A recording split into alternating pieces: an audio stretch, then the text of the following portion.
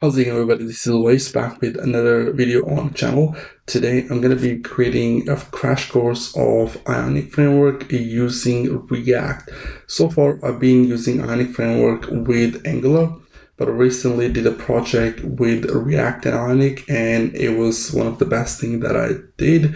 So in this video, I'm going to be creating a crash course for you guys to actually get up and running with React instead of Angular. So I've been creating a lot of Ionic tutorials in the past, and a lot of people like that tutorial. And there's been a new version of Ionic as well. Well, Ionic 6 is out, and the last time I did a crash course was on Ionic 4. So I think it's time for us to do a recap for that course. I'm going to be using React instead of Angular. So the last course was in Angular, but if you're a React developer, in this video, I'm going to get you up and running with Ionic React. And after watching this video, if you're a good React developer, you should be able to build mobile applications very, very easily. So the course will cover from setting up the project, understanding the documentation of Ionic Framework, and showing you where you can find and explore more on your own. Also, I would like to show you another project called Capacitor.js. So let me open that up. And this is actually built by Ionic team as well. So this is like a cross-platform runtime for web apps. So you can actually target native APIs of iOS and Android devices using Capacitor. And it is basically overtaken Cordova. Cordova was like the main thing to go when using Ionic, but for many years now, all the new apps are being built with the Capacitor instead of Cordova. So I'll walk you through this framework as well and what are the APIs available here with Ionic React. So I'm really excited for this actually. And without further ado, let's get started with Ionic and React and Capacitor. Let's talk about what are the prerequisites that you need to learn to be able to get up and running with this tutorial. So first of all, you gotta have a basic understanding of React. I'm not gonna be explaining React in this tutorial. If you're interested in React tutorial, I've done a full course on React, which you can find in the description of this video. Also, when you look at the capacitor, this is very, very simple. You need to know JavaScript, which is probably you know already because that's why you're here. And Ionic, that's where I'm gonna focus on. Now I like to teach by going to the official documentation, which is I think the best way to learn any new technology, and I give you an overview of ecosystem of Ionic, and we're going to take a look at what are the native APIs available in Ionic and how you can get up and running with React. So first of all, we're going to go to docs. First of all, we need an Ionic CLI. Then we need to start an application. You have 3 templates, right? You can start with the blank tabs and a side menu.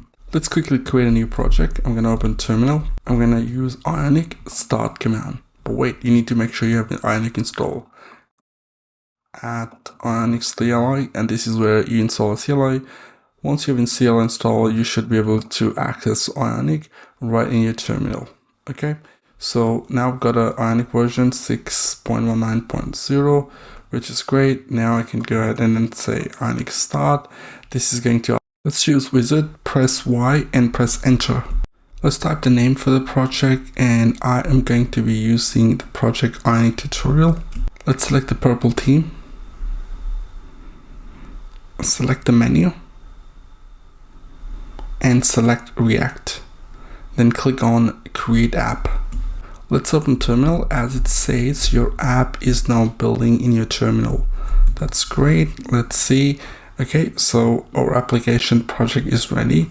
I'm going to be opening that in VS Code, and that would be Ionic tutorial. Let's spend about 1 minute talking about this folder structure. So here's your TypeScript, because by default, when you create an Ionic project, it creates a TypeScript project. You got a package.json, all the dependencies, scripts are gonna go here. We have ionic.config. Here we will put all the Ionic related configs. For example, it is saying it is going to use React as a JavaScript framework to build an Ionic app. And we also have this capacitor.config. This is the capacitor configuration. By default, when you create a new project in Ionic, it creates a capacitor project. Git ignore and then the source folder. Source folder is where every code file goes, and the entry point for our project is index.tsx. Here it's importing something from React DOM, it's importing app component, then it is going to render DOM, and it's just using react.strict mode, and within that we have an app. Okay, so this is where your entry point is. Next, we take a look at the components. Here we got some pre-built components. In pages, we got one page. In theme, we got variable.css, and this is where you can change your theming and stuff. Next, we have this public folder. Public folder is where your index.html file exists, and here it has this div id equal to root, and that's where your entry point for your whole rendered application. This id root is being targeted in index.tsx files, as you can see here, and all the app will be put inside this div. In the next 30 seconds, we're going to learn how do we run our project. I'm going to go to the terminal and also open package.json. When you create this project, you get these scripts: start, build, test, eject, and you can run those scripts. To be able to start the application, I'm going to just npm run start command. It's going to compile the project and it will create a build folder. Once you have a build folder, this will be used to serve your application. You will see the application will be up and running. And there you go. It is up and running already, which is cool. It is cool that you're seeing a dark theme for your Ionic project. It's because it's 1241 here, and also this will automatically see the theme of your operating system. So if you have a light theme set on your Mac, then you will see the light theme as well in your application, which is cool. So far, our project is running in a web browser, which is great because the technologies are going to be building your application are basically plain HTML, CSS, and JavaScript. So it's very easy to start developing with your browser because you have a full debugging capabilities here. And then once you want to package or test your application in iOS and Android, then you can run this application using Capacitor. And next, we're going to do the same thing. I'm going to stop the server and I'm going to use ionic cap add iOS. And that's a command which is going to basically read our JavaScript stuff and then create an iOS project, which would be very close to a native project. You can even go into Xcode, open this project and start your development right there. Next, we're going to add a project, which is going to be the Android project. I'm going to open a new terminal and I'm going to say ionic cap open iOS. So this command is great. You don't have to go and open Xcode and then navigate to your folder. You can directly open this iOS folder within your Xcode just by using this command. It's a very handy command. So we'll just wait for Xcode to be live, and then I'm going to go to click on app. And then first of all, you need to make sure you sign in with your Apple account. I'm going to use my account. And I'm going to change the identifier to, let's say, com.awais mirza.ionic tutorial. Okay, once you've done that, it is going to give you all the emulators and devices that are available for this application to run. I'm going to be using iPhone 8 for now. I'm going to click on play. It's going to start giving me an error. Okay, let's figure out what is the error. So it says unable to open the file target app in the project. Well, that's cool because we haven't really made a build for this project. We need to run another command, ionic cap build iOS. And this will use this React script build command. It will have this build folder and it's going to do a production build for us. Once we have that, then we're going to use this another command, which is going to grab the build and then put it into Android and iOS. So we'll just wait for this to finish. I'm going to take a look at the terminal, which is empty, which is good. So once this is finished here, we will just close this terminal. Now, a few things to pay attention here. I'm going to close Xcode for now. One thing to pay attention here, as you can see, it is installing Capacitor, haptic keyboard and status bar, all coming from Capacitor.js. Next month, we are going to use this Ionic cap sync iOS. What this is going to do, it's going to grab the build folder and put it inside our iOS folder. And we'll just wait for this to finish. Next, let's open up our project. I'm going to use Ionic cap open iOS, and that's the command that's going to open this project into Xcode. And now if I go ahead and then choose one of the emulator, let's say iPhone 12, I'm going to click on play button and it's going to build the project. As you can see here, it's building. Once build is finished, then it's going to open up emulator and run our application. Now this is a way to run your Ionic React application into iOS simulator. But while you're developing, you wouldn't want to just go ahead and then do all these steps again and again. Would you like to run this as a live reload? Every time you change the code, the app should update itself. So next we will do that. There we go. Your application is up and running. We got a sidebar now. Let's close this. Okay, and next we're going to use a command. Let me clear the terminal. I'm going to use Ionic cap run iOS -- live reload. This command is going to ask us which emulator would you like to use. So here you got my phone, which is a real physical device, and then we got emulators. I'm going to use arrow key, go down, and I'm going to use this iPhone 12 again. So let's go and use iPhone 12 Pro. Right now we are using this iPhone 12. I'm just going to close that and just wait for this process to complete the execution. And you will notice that our emulator is starting in a couple of seconds.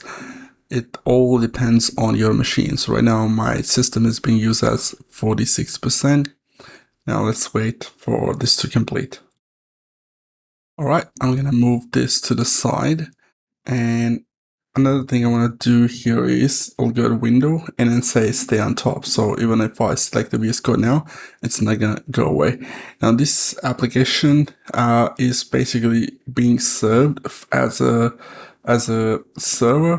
I'm going to go and open app.tsx file, and here it's asking for name, right? I'm going to just comment this actually, and then you'll see your application changes. Anytime you make a change in your code, save, and you will see the changes instantly in your emulator.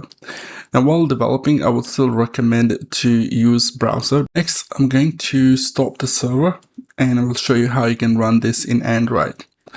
Now, I'll close the iOS simulator. Now I'm going to use Ionic cap sync Android command. This is going to get the build, and it's going to put that into Android folder. And once done, then I'm going to go and run another command, which is going to be a same command. Instead of iOS, we're going to use Android and open this project. So I'll just Ionic cap open Android. This is going to look for Android Studio. And right now you can see Android Studio does not exist in application/androidstudio.app. To solve this, you just gotta add this into your environment variable. I use an application called JetBrains Toolbox, which I use to install all the JetBrains IDE. You will not face this error because you would probably install Android Studio directly instead of using this JetBrains Toolbox. In this case, what I'm gonna do is directly open Android Studio, and I'm going to navigate to this Android project folder. Let's click on open. I'll go to code, tutorial, and then Ionic, and then Ionic tutorial, then Android, and click on open. So I basically open this project directly in Android Studio. Now it takes a couple of minutes, seconds, depending on how fast your computer is, to do the indexing of a JDK, and then make sure that Android Studio has all the SDKs and everything installed. You can go to tools and then click on SDK manager, and here you will see what SDK version that you've installed. I've got this Android 12.0 installed. I'm going to go to this and I'm going to click on device manager, and I have these two devices here, which is good. Now I can run my application to one of these devices. I'll use this Pixel C API 30. But right now, if you look at Android Studio, here it is indexing and importing Gradle project. So we'll just wait for this to finish or let it run in the background. I'm going to go to VS Code, and here I will start the server. So Ionic serve command, or you can go to package.json, and here is your script, start script, that you can use as well. But I would prefer using Ionic serve command. Now this is going to use a web browser to run our application. I'll just use Google Chrome, and here again our application is running. I'm going to open the developer tools, and I can see all the stuff that I'll be doing and debugging right here. Now in the VS Code, let me quickly take you back to the code. In app.tsx files, we're using this page, and then it's a dynamic path here that will take for whatever the name that you pass in, and it's going to render that page. I'm going to quickly go back to Android Studio and see if the project is ready to go. So I'll use this Pixel C API 30, click on play, and it is going to run this in Pixel C. Let's close some notification, and then you'll see when the project is built, then it will launch the application in Android emulator. So it is launching. There you go. Let me make it a little bit bigger. Okay, so there you go. In Android emulator, our application is running. If you're developing on Android and Windows, I suggest you choose this real physical Android device instead of this emulators, because emulators are crappy. So now we know how do we run the project in Android and in iOS.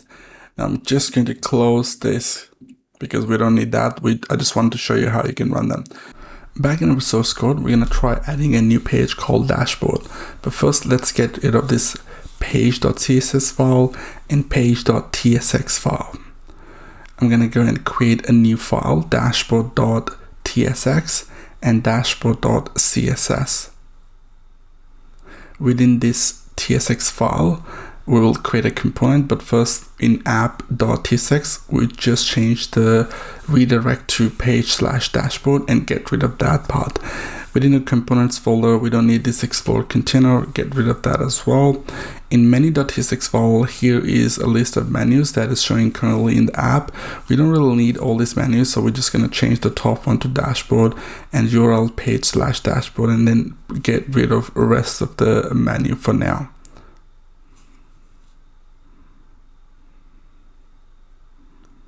Save the file. Right now we have an error. We go back to app.tsx file, and the error is basically saying pages/pages exist. But first, let's go and create a React component quickly.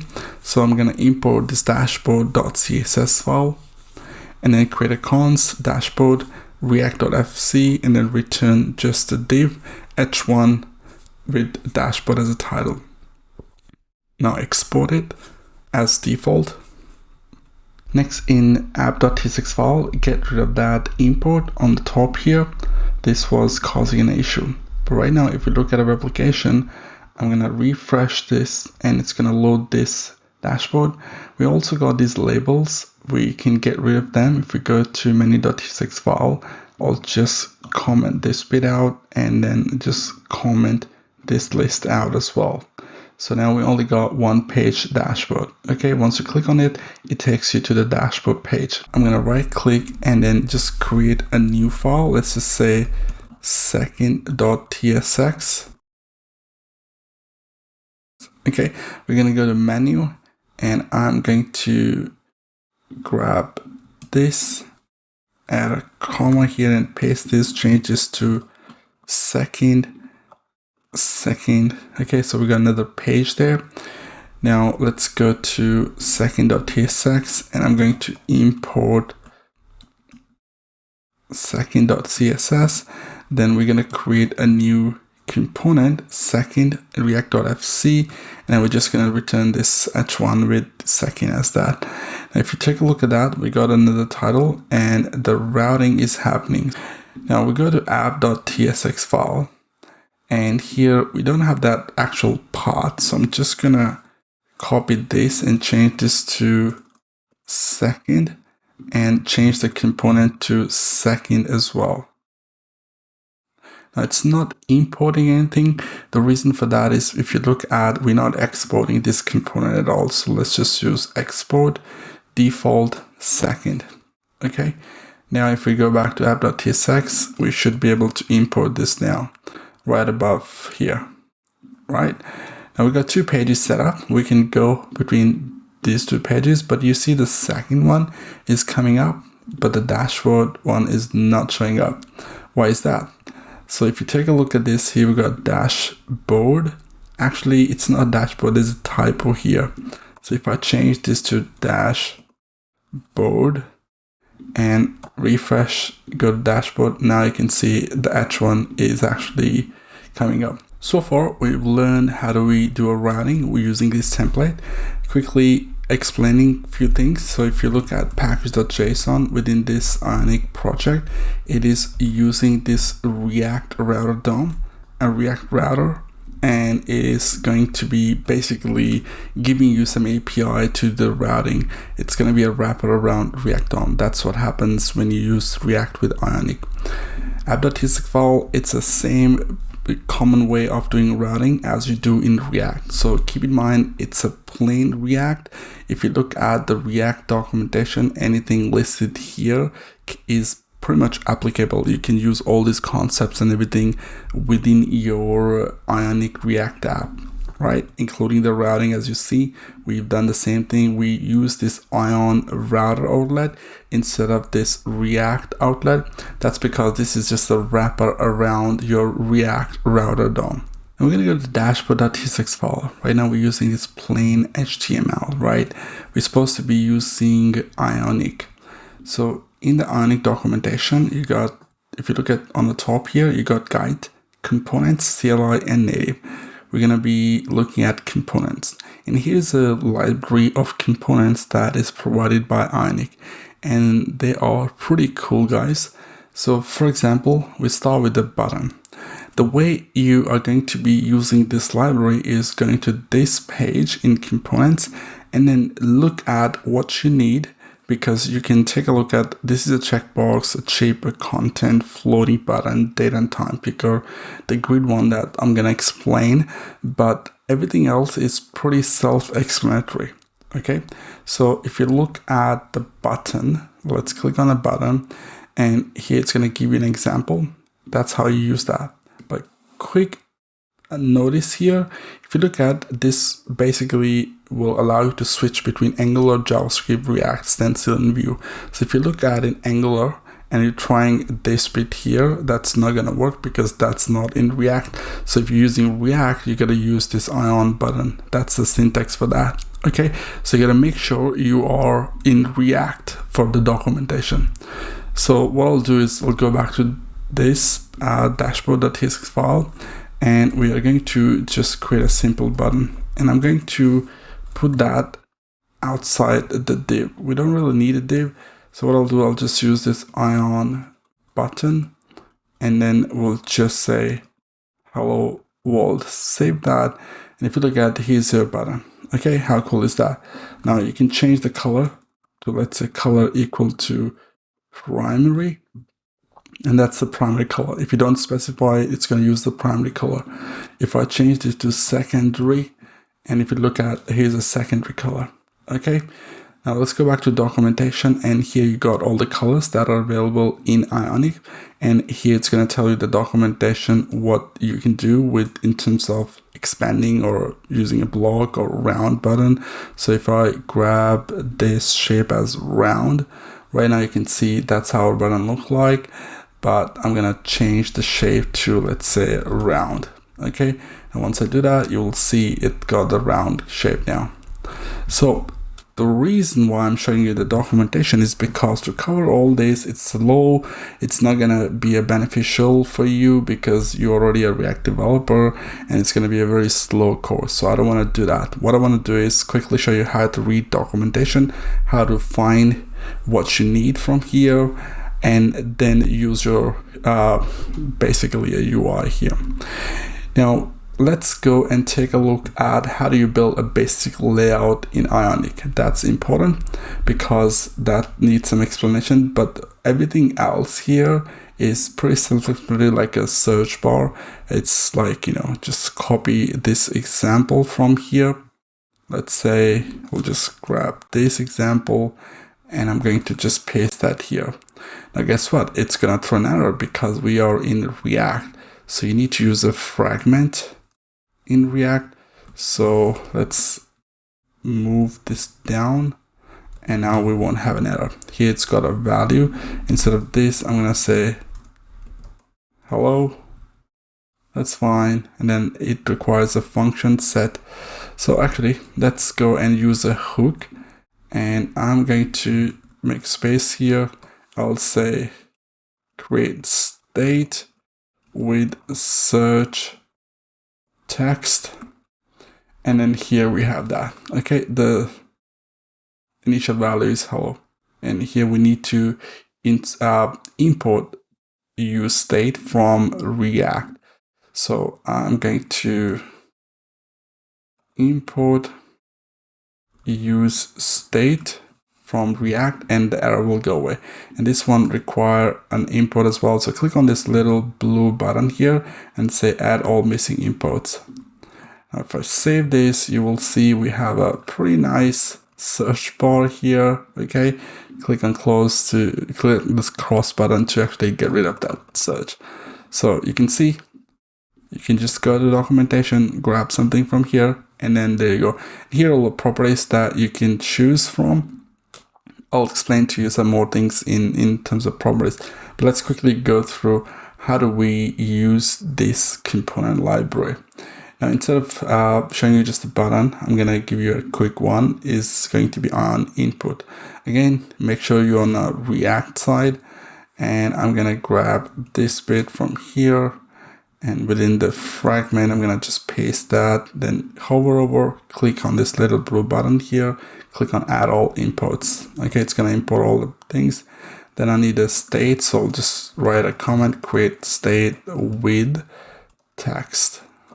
Enter, and there you go. All right, here we got input field. Right now it was empty, but if I say, let's say initial text, save it, and then you'll have that initial text and you can, validate what is it. Now we have that button right above. I'm going to actually create a click event on button function. And then I'm just going to say, well, let's do a log, console.log, and we are going to just grab the text.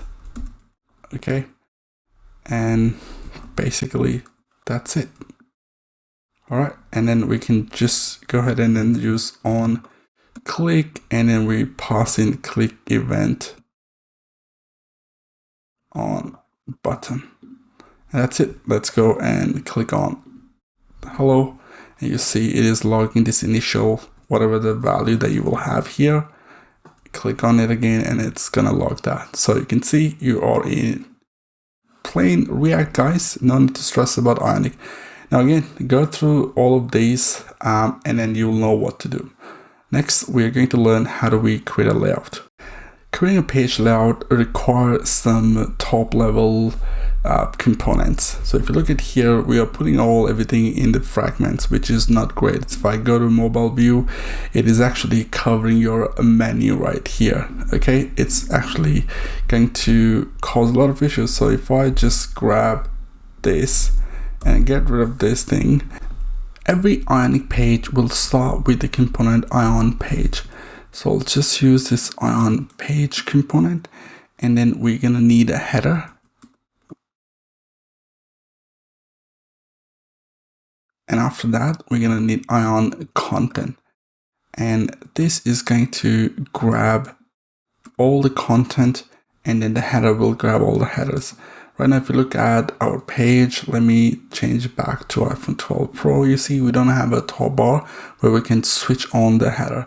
So what I'll do is within the header first, I will start with Ion toolbar. And here I'm going to create Ion button. I'm going to set that slot to start. All it does is just pushes the button to the left, and then we'll just say Ion menu button, and then close this one. Then I'm going to close this after adding the dashboard title, and then close the Ion toolbar. Once I save this, you will see within dashboard we have this title now, and then we got this hamburger button. You click on it and that will bring up your menu, and it will just go away if you tap somewhere else. Now, where are these things come from? Where is this Ion menu button? So if you look at the documentation, in the menu section, you have this Ion menu, which you will create, which we are using this file. So here's a menus being created. Here's the tag for that. Okay, but if you look at, here's another one, Ion menu button. So it clearly says here menu button is a component that automatically creates the icon and functionality to open menu on the page. Every Ionic component has some properties, and you can pass in like a color. So if I go ahead and change this color to success, so I'll use this color and pass in success, you'll see the colors change to green. That's a color that is being set from this property. Now we're wrapping this into the toolbar, and here's a button, and that's the slot start is just like a property of the button. So if you go up, let me find the button there. There you go, that's the button. And I'm gonna find slot here. So there you go, that's the slots. And then you can specify end start icon only, and you can read about it what they mean. All right, so next we're gonna put some content. So first of all, let's create a search bar on the top. All right, and let's take a look at, okay, that looks very, very good actually. Now after the search bar, we're gonna find something else. So let me just go and create a grid. The grid is basically a 12 column grid layout. If you're coming from any React UI library, you understand this 12 column layout. Okay, so it gives you 12 columns that you can distribute between. So we'll start with the grid. I'm gonna use Ion grid, and then we're gonna need a row within that. Within the row, I'm gonna create column. This is one column, and within this column I'm going to create a button. I'll just say click. Okay, and there you go, that's the click. And if I go ahead and then use the column property, so we'll just use this col, and then here you can specify the offset length, you can specify pull, pull G, pull MD. Now it's going to take a lot of time if I start explaining every single thing. So you just got to use the reading on the documentation. That should be good enough. So you got a size. So it says size of a column in terms of how many columns it should take up. And that's where it's important. So if I go ahead and then use size property, I'll just say 12. And it's going to basically use all the column right now. So all full row. Now, why it's not expanding is because the button is not set as block. So we will use this size, and we can just say full. Let's see what happens. Now the size does not exist on a button. So what I'll do, I'll just go back and find out what's available for the button. So I'll go find the button first. And then here it says expand block. So that's the property, not the size. So I'll just say expand, and I'll just say block, and let's see, there you go. So now it is taking up the 12 column. If I go and change this to 6 and save this, you'll see it's going to take half of it. Now you can see how you can build a UI. I'll just go back to the full screen mode, or let's say non-responsive mode. You can see it's taking up 6 columns, and then this button is just being expanded to block. So if I change this to 8, the button expand block property will kick in, and we'll just use the 8 column. So grids are very important and very common in pretty much all the libraries that you use nowadays. So take a look at them. The next component that I want to explain is item. So here it says items are elements that can contain text, icons, avatar, images, inputs, and any other native or custom element. Generally, they are placed in a list with other items. Now here you can actually do a clickable items, detail arrow items, or item placement. You can use this slot property to start, end, and none. So all of this is going to help you go through this. They are just the wrappers, and you can put them like text, images, avatars, and stuff like that. You can put them into the items to combine things together. Okay, for example, this item group, sliding options, ion label, node. So take a look at these. Now I think I've shown you how you can go and read the documentation of your components available in Ionic. One last thing that I want to show you here is something that is going to be created on the runtime, which is a model. So I'll go to model. Now this is going to require some runtime, and it also provides a model controller that you can use to programmatically do something like on dismiss or will dismiss. You can do that. So I'm going to grab actually I'm gonna just get out from the grid and paste this here. That actually brought a lot of things. It looks like I brought Angular, so I'll just undo. As you can see, people make mistakes. So we'll go all the top, and we want to switch to React. So let's go all the way up. And this is actually not showing me in the React. Okay, so the first class support is still sitting with Angular guys in Ionic, but we can try it. So I'm going to use Ion model. Okay, and what else it requires? So let's go down. Okay, here's a usage actually. So I'm gonna just grab this and I'm just gonna paste that here.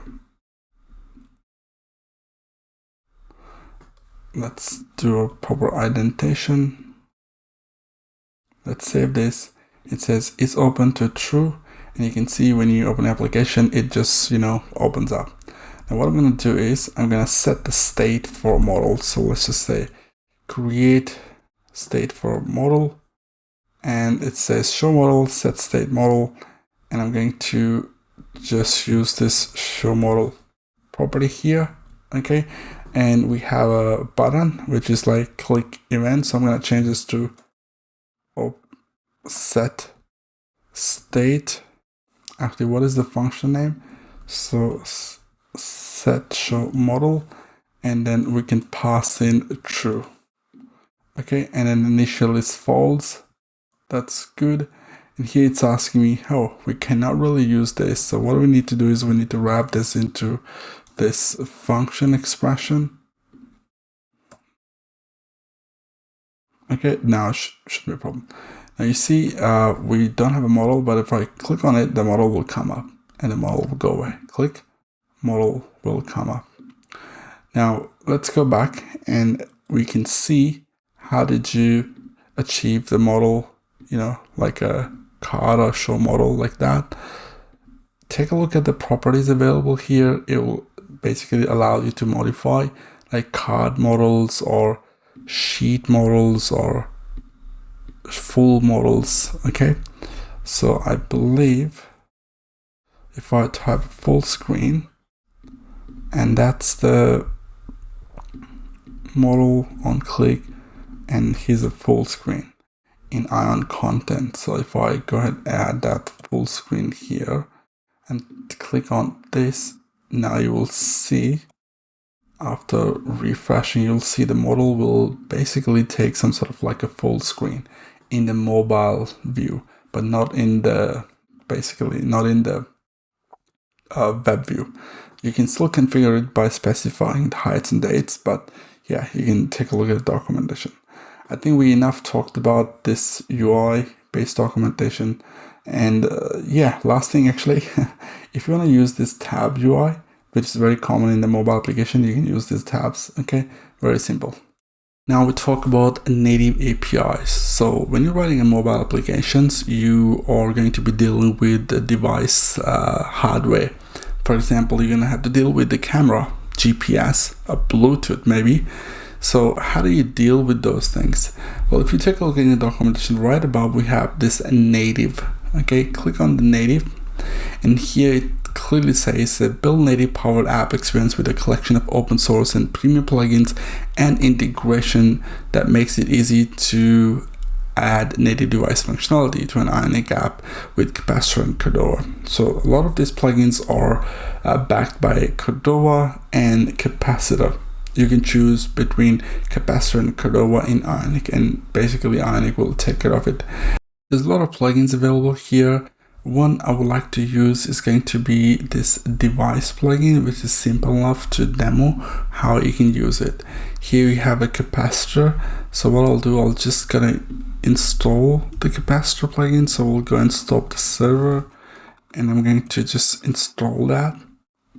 And you'll see in a package.json file, you'll have that plugin installed. Okay, next you need to install this npm install Cordova plugin, which is like going to be used in the background. And then you gotta make sure that you sync your project. So if you don't sync your project, you are not going to be able to use that native, because that requires some syncing. In terms of using plugins and how you read documentation, every time you go in the plugin, you'll see the description of it, GitHub repository. If it's a community base, then you have three options. You can go with Capacitor, Cordova, Enterprise. Enterprise, don't use it because that's like a paid version of Ionic. You don't really need that.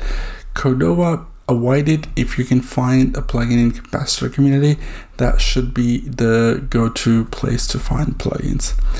Now, it also talks about what are the supported platforms that you're going to find. So here you got Android, browser, iOS, macOS, and Windows. The examples are going to be unfortunately in Angular, but the way you can use them is by looking at the React example, and you can see how you can use these plugins in React. Here's an example, right? It's just a simple function. You're using this barcode scanner, which you imported, and then you're just scanning it, whatever the function that you want to call it, by the way. So here we are going to use this device, and I'm going to call UUID function on it. So our plugins are installed, and I'm going to do Ionic cap sync. It's going to sync with plugins. Now we go to dashboard, and here you see we have this button, which is a click button. So I'm just going to copy the column and then paste it again. And I'm going to choose this 6 column size and a 6 column size.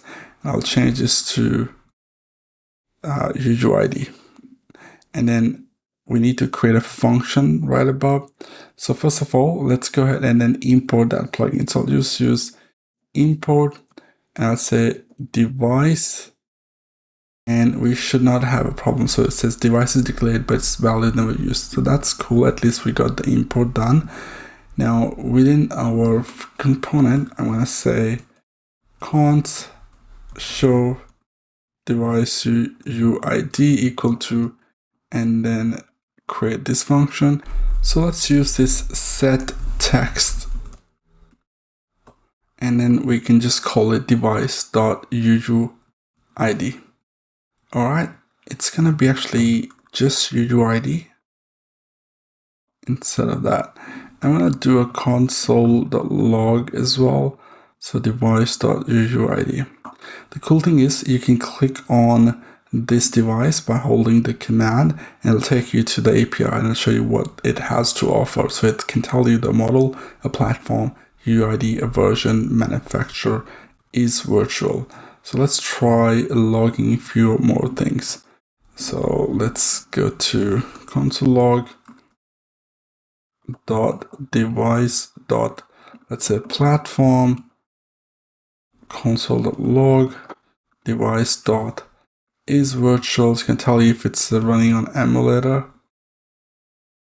device and I'm gonna say manufacturer. Yeah, we can check for that as well. So now if I go ahead and then click on this UUID, you will notice it does not work. Why is that? The reason for that is because in here we have a bug. We got, we don't really need the parameter now anymore. So we don't need to use this syntax to call this function. So just get rid of this. And when I click on UUID, you should be able to see the text, but it's not. So set text is the state for this initial text, which actually is not visible. So we were supposed to use this set search text. And let's get rid of this, and then if I click on UUID, you will notice that UUID will appear, but for some reason it's not appearing.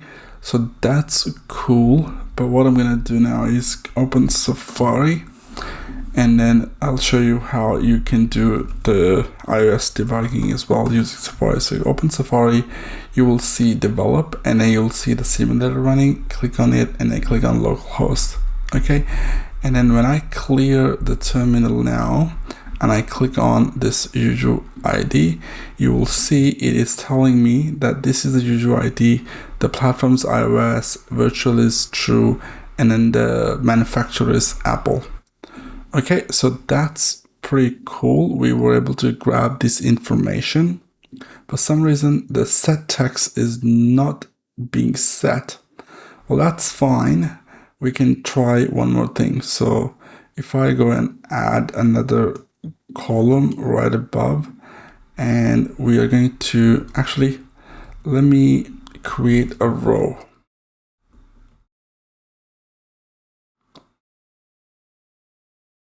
Okay, and within this, there's an ion title, and I'm going to use this property as, let's say, UUID. Okay, and then we're gonna go and change. Let me grab another state. So create state with UUID. That's good. And UUID is pretty empty now. I'm gonna use this set UUID a function. Okay, now if I click on UUID, you will see the UUID will appear in the text, but in the search field, for some reason, it wasn't taking that text, but now you can see the text is there.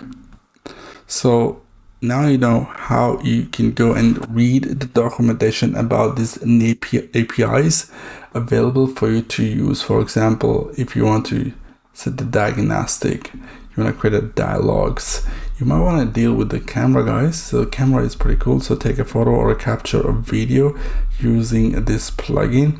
And the way you can do is install this, sync your project, and then here's an example for Angular. But just do one thing, remove this NGX at the end, and then just grab this bit, okay? And then the rest of the code will pretty much the same. Do you guys want to try it? Let's try it. So I'll just copy this. I'm going to stop the server in VS Code and then paste that. Install camera plugin. Then we're going to need a next line, which is like a Cordova. Install that.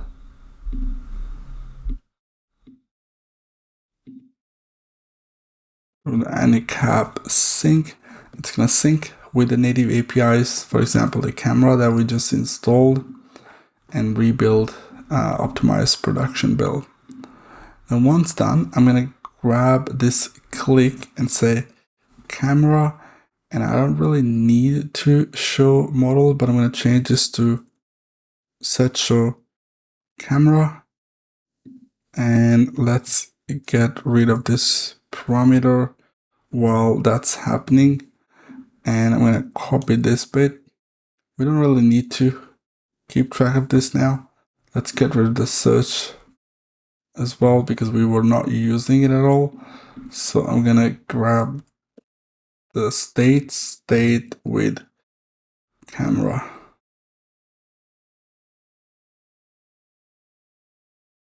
And I don't need that. I just need a camera, mate.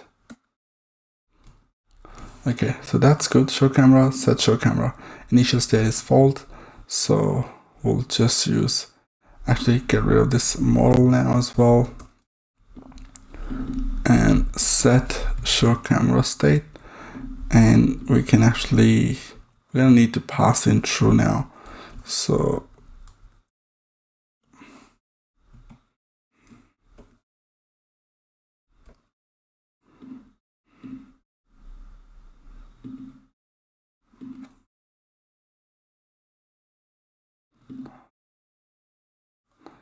Now we're going to create a function. Let's get rid of this function. And I'm going to create const show camera function. And we just say, actually here, true. And now we're going to grab this API. We're going to grab this awesome Capacitor plugin. And I'm going to import from it.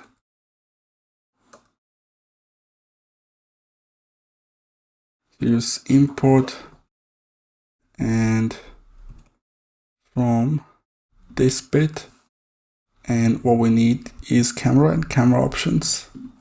So this is camera and camera options, and we just need to copy this code. So let's copy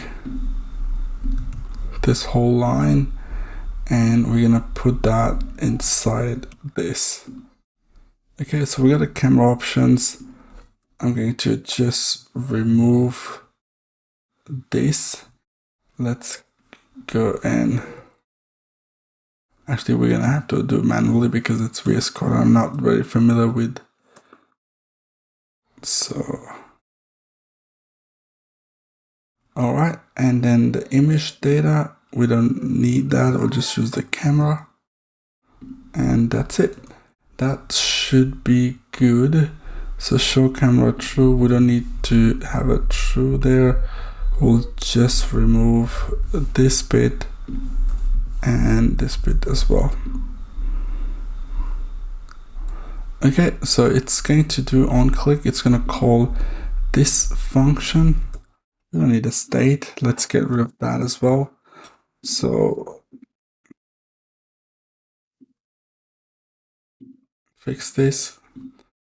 That was the Angular code, so I'll just paste the React base code. All I'm doing is grabbing this camera and then calling the get picture with options and just logging the whatever the data that we get from that image. Okay, so if I save this, I'll just get open this Ionic tutorial application. Now if I click on camera, this might not open the camera because I'm using the simulator, but if it was a real device, then you should see a camera. Let me quickly try opening Safari and then grabbing its instance, so localhost. And here, if I click on the camera, you will see it says unhandled promise rejection, no camera available. So the camera is actually not available in Emulator. But in case I had that real device, then it should have been a no problem for you. Cool, so now I've explained to you how you can use all these plugins and then basically, do these native functionalities. The last thing that I would like to show you is about Capacitor. So far, we've used these native plugins, which are basically a wrapper around sometimes Cordova plugins or sometimes Capacitor plugins. But you can go to Capacitor website directly and install their plugins directly. If I go to click on this plugin button there, and you will see we have some official plugins. We got community-based plugins. We got Cordova plugins. I'm going to be going to official plugins. And in official plugins, I would like to just use this device. And now you can see instead of using that Cordova plugin, you could actually install this Capacitor device plugin directly and then just grab the information. So I would suggest if you really want to keep your code clean, you don't want to worry about Cordova plugins, then directly use Capacitor. Now in terms of showing you, we can actually use one of the plugins from here as well, which can be a browser. So it's a browser API, provides the ability to open in-app browser and subscribe to the browser events. Okay, so what I'll do, I'll just grab this npm and I'm gonna go to VS Code. Let's stop the server and install this browser plugin. Plugin is installed. Now we're gonna go and grab the code from here. That's just like a plain code. So let's put that a function right here, and we need to import. So import browser from add capacitor browser package, and you have access to the browser now. And we're gonna call a function on another button. So I'm gonna grab this column and paste it here. And when I just change this to open browser, and we're gonna call a function which we just created for open capacitor side, or we'll just say open browser. Copy this function and just paste it here. Okay, that sounds good. What we want to do is go to terminal cap sync. That's going to sync the project with the latest plugin that you installed. Once done, then we're going to run this with the live reload in Emulator.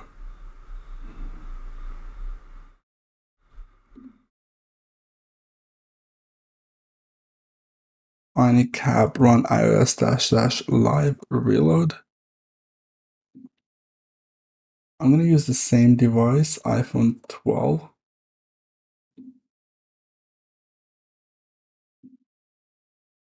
While this is running, I'm going to go take you back to the documentation and show you a docs. And here's a guide that you can follow to actually learn how to use Capacitor plugins with Cordova.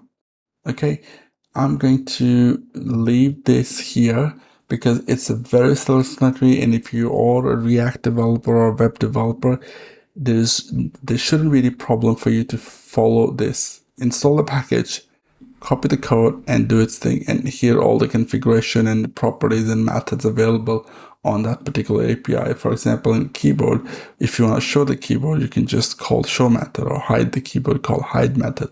Or you want to set the size mode, you can set that as well. Now here we got an application open. I'm going to quickly click on open browser, and you see it actually opens a browser within the app. And here we have a done button. If I click on it, it's going to take us back to the app. So it actually does not leave our app, but open the in-app browser and then just open that website, whatever you pass in. So if I change the website to, let's say, Google or something, it will just open that. So very self-explanatory. How to use these APIs are very, very easy. Now the last topic that I'll cover is going to be in Ionic. A lot of commands that I've been using here, you might be wondering where that information is coming from. So if you go to CLI, here you have all the commands related to Cordova, related to capacitor, related to Ionic. So I've been using this capacitor sync command. Click on it. You might be wondering, what is this capacitor sync? But we use cap. Well, cap is just like an alias for capacitor. You could use capacitor, the full word, but I use cap, which is like 3 letters, instead of typing this, I don't know, 7, 8 letters. Okay, that's the only thing. So all the commands that you need is going to be here, like Ionic serve command, which starts a local dev server and then run a replication in the browser. Okay, so that's the CLI information. Now I think we covered a lot of things within 1 hour. We talked about components, we talked about native APIs, we talked about capacitor, and we also looked at the CLI. Now the last thing is going to be, well, I said a couple of times last thing, but this is actually the last thing for this tutorial. Here's a React documentation, guys. I was expecting you to be a React developer, but if you have some confusion about React, this is the best place to learn. Okay, thank you so much for watching, and I really appreciate your like and subscribe to the channel. Talk to you guys in the next one. Cheers.